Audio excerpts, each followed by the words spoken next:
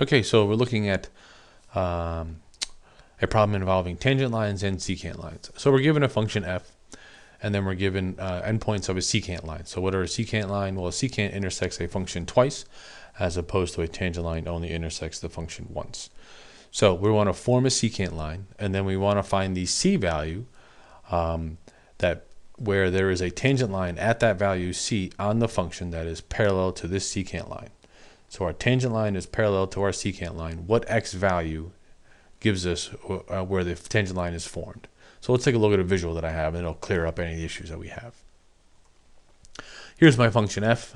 Notice that I messed with the y scale a little bit just so you can see it, because it goes all the way down to -20.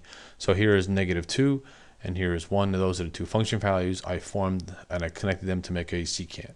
So this was at -2 and 1, and I just formed a secant out of those two. So there's my secant that is formed. What I now want to do is have a tangent line that is parallel to this secant line. What is that x value where that tangent line exists? So I've already created the line. It's not exactly tangent yet, but it will be in a second. So here is my tangent line. Note that the slope of the secant is already calculated right here. It's equal to 7. So therefore, I want to have I want this tangent line to have a slope of 7. So let me just make that slope of 7 right now. Notice how it changes as I rotate it. So now it's not as easy as it looks. Oops. So now these two lines are parallel, but obviously this line right here is not a tangent. It's actually also a secant because it intersects the function twice. So I want to turn this line into a tangent line so it only intersects the function at one point, namely c. So we're going to watch this c point right here to see where that ends up. Well, we're going to have to guesstimate where the tangent is, and I actually know what the answer is, so it makes it a little bit easier. I know it is at -1, -1. So -1, -1, and notice that's pretty much looking tangent. However, I know that these two have to be parallel because that was the whole purpose of this problem. So let me just scroll this around a little bit, and there we go. Oh, let's just pretend that worked. There we go.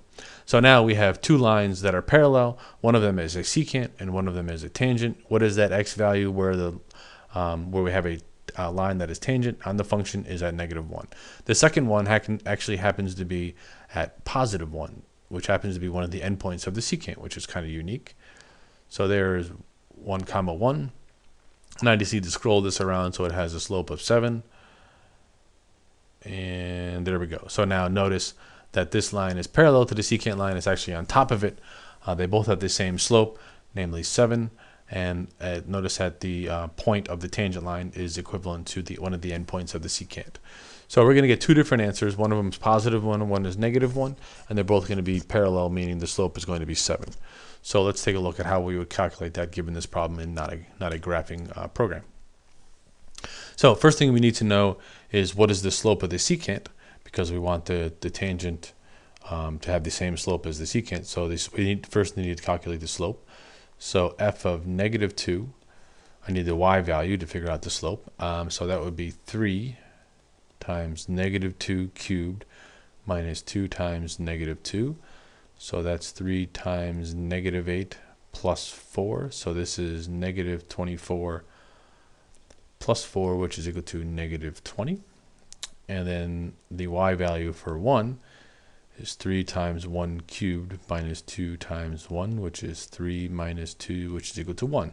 So therefore, we have our x and y values of our secant line. So now we need to figure out the slope of the secant by just using our change in y over change in x. So slope of secant is the difference in the y values, which is -20 minus 1, all over -2 minus 1, because -2 minus 1, you have to do it in order.